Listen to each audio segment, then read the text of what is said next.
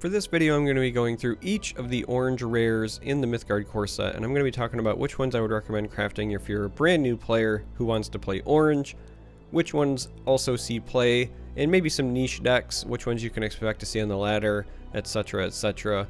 And I'm not going to spend too much time on the intro, we're just going to dive right in. And we're going to start with Alchemical Key. This is one of those rares that if you're playing a very specific deck, you need. Otherwise, I don't recommend crafting it. So there is a deck that just basically plays all of the best minions with Defender, because as you might imagine, some of those minions are overstated. And then you play Alchemical Key so that you get to use them on offense. If you want to build that deck, by all means, have fun with it, craft this. Other than that, though, if you're just a general new player, I do not recommend crafting this card, because that's the only time you're going to use it. Dark Passenger. This is one of those cards that I think is a bit underrated. So give one of your minions Deadly and Demise, draw a card. So this is very good if you're about to use one of your smaller minions to trade into something larger, and then because of the Demise, draw a card. You also basically cycle this. I think this card is very good at making your tiny, like 1/1 recruits just trade into something massive and get value. So it's strong. It's a contender to be used in a number of orange lists, but I don't think that it's so strong that it warrants being on what I would call the must craft list. So if you're a new player, I think you'd rather have things that are a little less situational and a little more impactful. In my mind, this is very similar to like Clay Effigy in yellow, though not quite the same, because Clay Effigy I put in every yellow deck. This I do not put in every orange deck, but I have played it an awful lot. So this is a card you're excited to play, and you will sometimes play it in just about every archetype, aggro, mid, control, but it's not so powerful that I think it's mandatory to craft. Next up is Ghoul. This is a must craft. This actually might be my favorite orange rare period, because it does so many things for so many different decks. It looks really benign. It's a 2/3 for 2, but because it's only one orange gem, it's very splashable, and the activation is very relevant. It's a utility action, so you can also still attack with Ghoul even if you are using the banish a minion in a boneyard. The fact that it heals itself when it banishes is great, because sometimes you can get some value trades in, but really this is just critical. This is a great anti-reanimator card. If you see somebody use Disc of Circadia to pitch like an Indrik Beast, banish that bad boy so they cannot reanimate it. Similarly, against opposing players running Journey of Souls, or if you yourself are playing an aggressive deck where you are running Journey of Souls, being able to banish their minions that you do not want to come back from Journey is very important. Being able to banish your own minions in your boneyard so that you get spicier cards coming back from Journey, also very important. This card is incredibly versatile.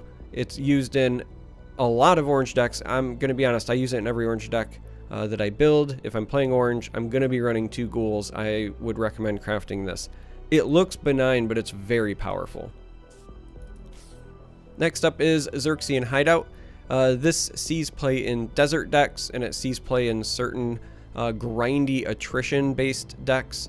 There's a couple of orange decks that are kind of like control, and you essentially just you play this game plan where you're trying to run your opponent out of cards. Orange has a lot of minions and a lot of effects like this one, where the stuff that they play creates more minions, which creates more minions, which creates more minions, and so eventually, as long as they're trading well, you get into a position where you have a bunch of stuff left over and your opponent does not, via attrition, and then you win.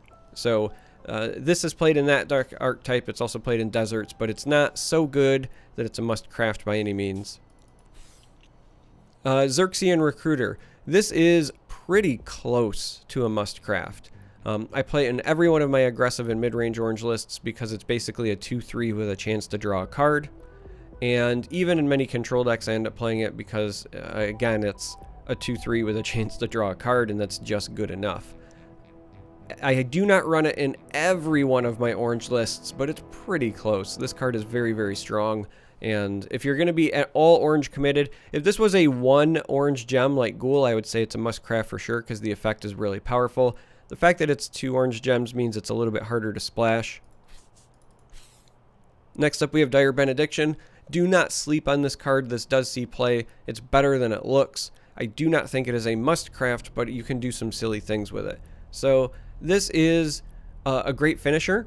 You can cast it on your own minion to have it deal damage equal to its strength to the opposing player. So if you've got a big minion, maybe it's got like 5 or 6 attack, you can Dire Benediction to deal 5 or 6 directly to your opponent. As I said, great finisher.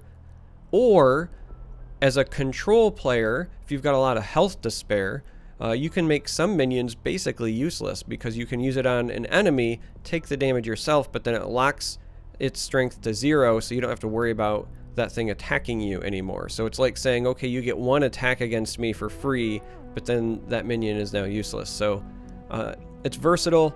It definitely sees play. I do not think it's a must craft, but do not sleep on this card. You will run into it on the ladder. Resupply Caravan. This is also one of those cards that I think is better than it looks. So a 2/2 for 3 is not great. A Defender makes it even worse. Has +2/+2 while occupying a desert, which is nice, but you don't have to play this in desert-only builds. The real power is in this Awaken. So giving adjacent minions a standard action means you can basically allow them to attack twice, and that is a great way to close out a game. It's a great way to get a lot of burst damage in. This absolutely sees play in some mid-range lists. I do not think it's a must craft because the situations where you're using this is just not as important, but it's definitely good. So keep it on your radar. It's probably in my honorable mention pile, but I don't necessarily think it's a must craft, but it's pretty good. Ghoul is a must craft. This is my #1 must craft so far, but we're going to cover some more in a bit. Next up we have Soma Oasis. This card gets played in a couple of control decks because creating a minion on this and then giving it immortal till your next turn means you can stall very, very well, because if your minion's immortal and the opposing minions do not have agile, that means they have to attack into this, and that buys you an awful lot of time. But outside of those like late game oriented control lists, Soma Oasis just does not see a lot of play, so I don't recommend crafting it if you're a new player. Similarly, Oilfield's in the same boat. The same kind of deck that wants to run Soma Oasis probably wants to run Oilfield because it's a late game oriented deck. Both of these also go in desert decks from time to time, but again, not so versatile that I recommend crafting it if you're a new player.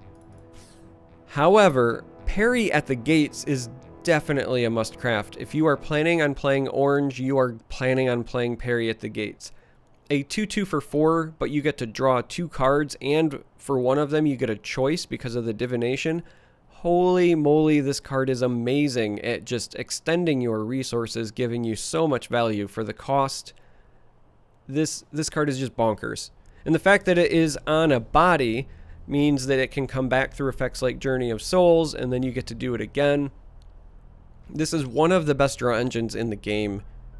If you're going to play orange, you want Parry at the Gates. So I would recommend crafting that. Temptation is interesting. I think this is a must craft if you're playing orange as at least a 1 of. Some decks definitely run 2, but I think as a 1 of, you definitely want it. I don't think I play any orange decks that don't run at least 1 Temptation because it's a great finisher at a minimum, but sometimes it's also just a solid 2 for 1 removal. So being able to take control of an enemy minion that's 5 or less, and then run it into another enemy minion, for example, means it's a great 2 for 1 removal spell. Or you take control of an enemy minion and then you just attack your opponent as a finisher. It's a great source of burst damage. It's very versatile. This is a powerful card. It's actually been nerfed. It used to be even more powerful in the alpha, if you can believe it. So I recommend having at least 1 of these in your deck if you're going to play orange, even as a new player. It's just that good. Next up we have Digital Golem, which is, it's like a pet card of mine. I really like Digital Golem, and it provides you a ton of value. The problem is that a lot of times it's just not good enough to make the cut in competitive decks. Like, I jam it in far more often than it probably should be played, and as such I can't in good faith recommend crafting it, but it does what it wants to do very well. If you're playing that attrition archetype, that attrition style of grindy play, Digital Golem is great. It's a little bit understated for a 5 cost, but you get a 4/4, and then when it dies you get a 4/4 for free. So you get a lot of stats. It's just spread over time, and it doesn't necessarily trade up very well, but you mitigate that with the 0 cost archive copy. Now, again, because it's on a body, if you're playing something like Journey of Souls, getting this back and then replaying it so that you get even more archive copies can be fun, be grindy, but the reality is Orange has so many other tools that kind of do the same thing that are just better, that more often than not, Digital Golem doesn't make the cut. Even though I love the card, I don't recommend crafting it. Sandscale Worm. This card is perhaps a good demonstration as to why Digital Golem doesn't make the cut. So for the same cost 5, you get a 6/5 instead of a 4/4 with Overrun and potentially 2 more keywords if you're on a desert. This card gets played in some mid-range lists. It certainly gets played in desert lists, and it's a house. It's one hell of a potential finisher because being able to swing for 6 with Overrun for the low cost of 5 is great. Being able to move around and potentially push damage even harder or take value trades is great. That being said, I don't think it's so good that it's a must craft, but if you're playing any sort of desert deck or you're playing Orange mid-range, you'll probably take a long look at this card. Last up is Deva at the Wastes, and I'm just going to be completely honest. I don't remember the last time I saw this card see play, even in limited formats. So it's just not seeing a lot of play. I don't think it's very good. I don't think that the cost justifies what you get from it, unfortunately. I think that's the biggest deal. It's got a cool effect, right? Like if you can get this train running, you can really make your opponent hate their draw step because they're going to be getting some poor stuff, but it's still only a 4/4 for 6, and that is just not a good enough stat line, so it just does not see play. So that's it for Orange. We're going to go through a quick recap. My must crafts are Parry at the Gates because it's amazing, Ghoul because it is far more versatile than it looks, and at least 1 Temptation. And then my honorable mentions would be things like Xerxes and Recruiter, and then probably Resupply Caravan because, let's be honest, you're going to end up playing a lot of decks that run both of those as well. But the big 3 for Orange, in my opinion, in the rare is Parry, Ghoul, and Temptation. So if you made it this far and you're still listening to me ramble, I appreciate you, thank you, and I hope to catch you in some future videos.